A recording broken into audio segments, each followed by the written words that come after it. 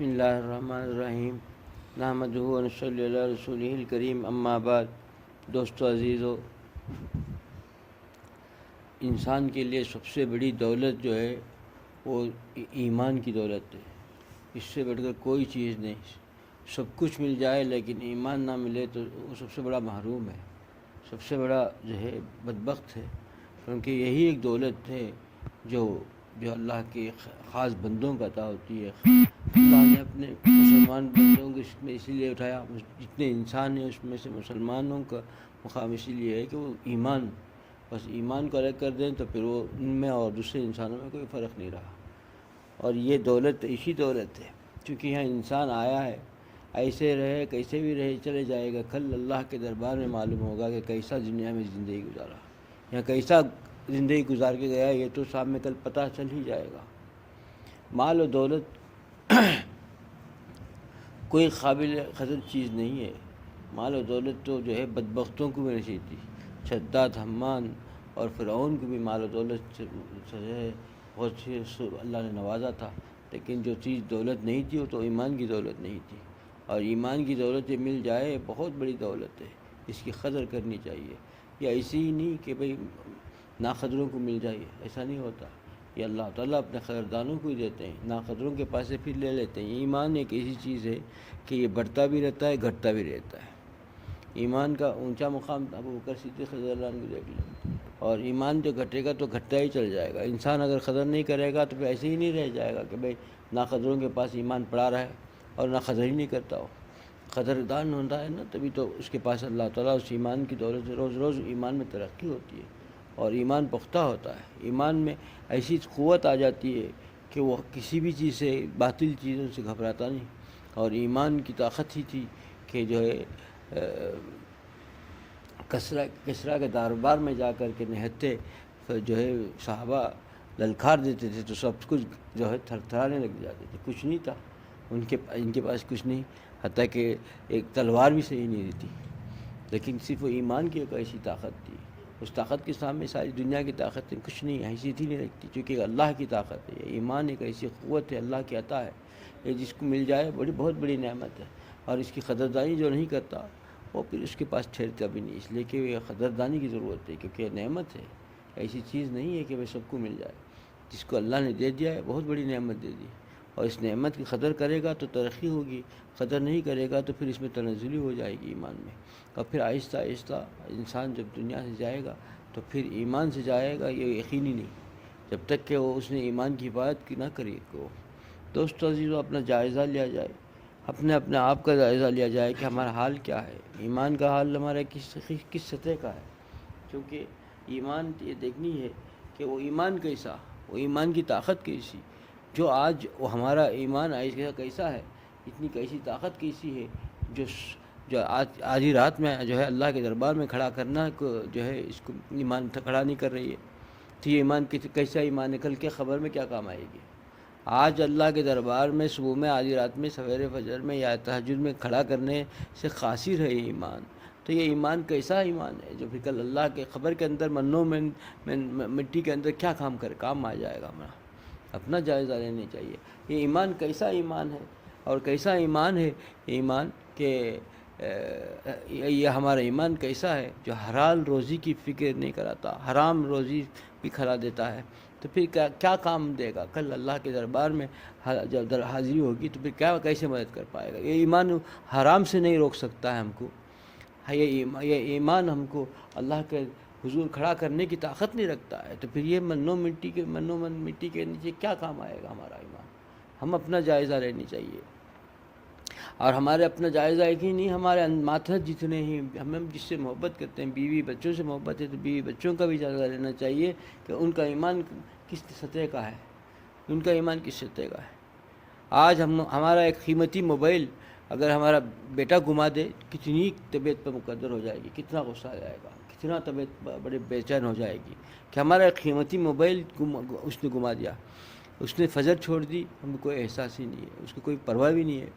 کیا حال ہے ہمارا کہ اس نے نماز فجر کی نماز چھوڑ دیا، اس پر ہم کوئی جو ہے دل کو تکلیف نہیں پہنچ رہی ہے، اور ایک معمولی دنیا کی ایک حقیر سی چیز کو گما دیا تو بڑی بے چینی ہو رہی ہے۔ آج ہمارا بچہ جو ہے حرام کھا رہا ہے، اس کی کوئی پرواہ نہیں ہے، اور وہ ہماری کوئی گاڑی پہ لکیر ڈال دیا، گھس دیا تو اسے دیکھ دیکھ کر بڑا بے چین ہو جا رہا ہے۔ ایک ہماری جو ہے اسکوٹر یا کار پر لکیر کھینچ دی، اس نے اس کو خراب کر دیا، وہ دیکھ دیکھ کے طبیعت مقدر ہو رہی ہے، بڑی بیزار ہو رہا ہے کہ ہمارے بچے نے کیا کر دیا، اور وہ حلال حرام کی تمیز کے بغیر حرام لقمہ کھا رہا ہے، حرام چیزیں کھا رہا ہے، اس پر ہم کو کوئی احساس ہی نہیں ہے۔ پھر ہمارا ایمان کیسا ہے؟ ہم اپنے ماتحتوں کا بھی جائزہ لیں، یہی ہمارے لیے ضروری ہے کہ ہم اپنے ماتحتوں کا جو جائزہ لیں، ہمارے بیوی بچوں کا جائزہ لیں کہ ان کے ایمان کی سطح کیسی ہے۔ یہ ضروری ہے ہمارے اندر کہ ہم دیکھیں کہ ہمارا ایمان کا جائزہ اور ان کا ایمان کا جائزہ۔ دوستو عزیزو، ایمان دیکھیے، دولت و مال اگر اولاد اور مال بڑی چیز ہوتی، نعمت ہوتی، تو اللہ اپنے خاص بندوں کو اس سے محروم نہیں کرتا۔ امی عائشہ صدیقہ رضی اللہ تعالیٰ عنہ فرماتی ہیں کہ 2 مہینے گھر کے اندر چولہا نہیں جلا، صرف ایک کھجور اور پانی سے گزارا ہوا۔ کیسے سنیے آپ، مال اور دولت اگر ہی نعمت ہوتی تو پھر جو اولاد نعمت ہوتی یا مال نعمت ہوتی تو پھر اپنے محبوب کو اللہ تعالیٰ کیسے محروم کر دیتا؟ یہ نعمت ہے ہی نہیں، ہم اس کو نعمت سمجھ بیٹھا ہے۔ نعمت تو ایمان کی دولت ہے، وہ ایمان کی دولت کی ہم قدر ہی نہیں کر رہے ہیں۔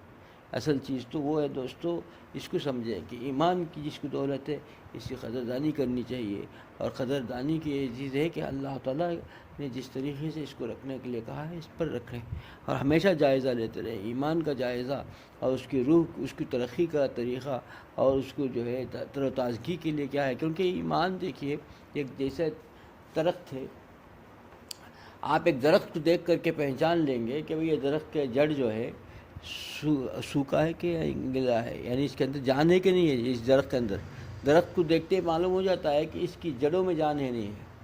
انسان کو دیکھنے کے بعد اس کے ایمان کے اندر جان ہے نہیں، یہ پتہ چل ہی جاتا ہے۔ آج ہمارے دیکھیے کہ ایسا حال ماحول ہے کہ ڈاکٹروں کے پاس جائیے، ڈاکٹر پتہ نہیں چلتا کہ مسلمان ڈاکٹر ہے کہ نہیں ہے۔ سفر پہ جائیں، ہماری بہنیں ہیں ایسی ہیں کہ پتہ نہیں چلتا کہ مسلمان ہیں کہ غیر ہیں، کہ پتہ ہی نہیں چلتا۔ سفر میں جا رہے ہیں، بسوں میں، کاروں میں جا رہے ہیں، لوگ جا رہے ہیں، اس میں پتہ نہیں چل رہا کہ لوگوں میں مسلمان ہیں کہ غیر ہیں۔ ڈاکٹر کو دیکھ لیجئے، انجینئرس کو دیکھ لیجئے، طلباء کو دیکھ لیجئے، کالجوں میں طالبات کو دیکھ لیجئے، اور مسافروں کو دیکھ لیجئے، جہازوں میں دیکھ لیجئے، ایئرپورٹ میں دیکھ لیجئے، پتہ نہیں چل رہا ہے کہ یہ مسلمان بھی ہیں کہ نہیں۔ آج ہمارا حال یہ ہے کہ ان کے اندر ایمان کی کوئی چیز نظر ہی نہیں آتی، چونکہ ایمان ایک ایسی چیز ہے کہ ان کے پورے اعضاء جوارح میں انسان کے جو ہے اسلام نظر آئے گا۔ اگر ایمان ہے تو نظر آنا چاہیے، لازمی نظر آئے گا، چھپ نہیں سکتا۔ آپ دیکھیے ایک بہت بڑے باغ کو چلے جائیے، اس باغ کے اندر تنہا جو سیب کا درخت ہو تو دیکھتے نظر آئے گا۔ 15 سمجھے 15 آم کے درخت ہیں، اس میں ایک درخت سیب کا ہو، ایک یا درخت ناریل کا ہو، ایک درخت کسی امرود کا، اس کا ہو، آپ کے لیے جو ہے کسی الگ انار کا ہو، وہ دیکھتے آپ کو نظر آ جائے گا، اس کو بولنے کی ضرورت نہیں آ رہی یہ وہ درخت ہے۔ ان اتنے درختوں کے درمیان وہ تنہا اپنے الگ شناخت رکھے گا۔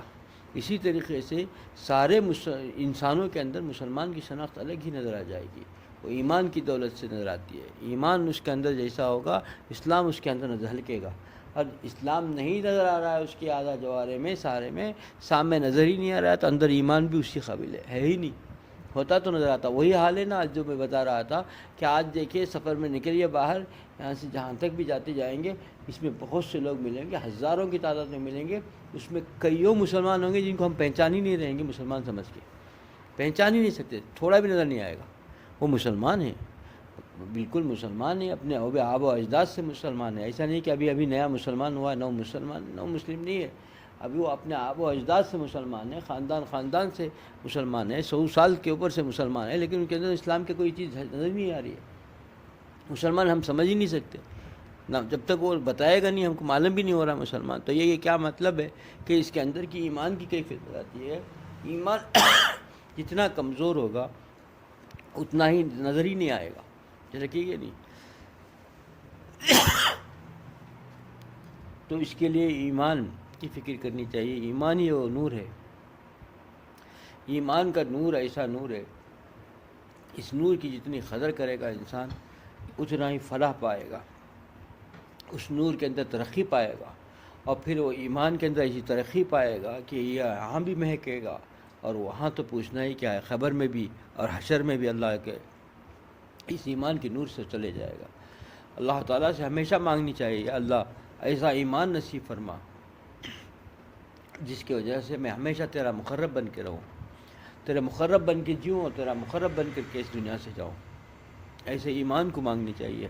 اللہ مجھے بھی اس عمل کی توفیق عطا فرمائے، آپ لوگ اس عمل کی توفیق عطا فرمائے۔ واخر دعوانا الحمدللہ۔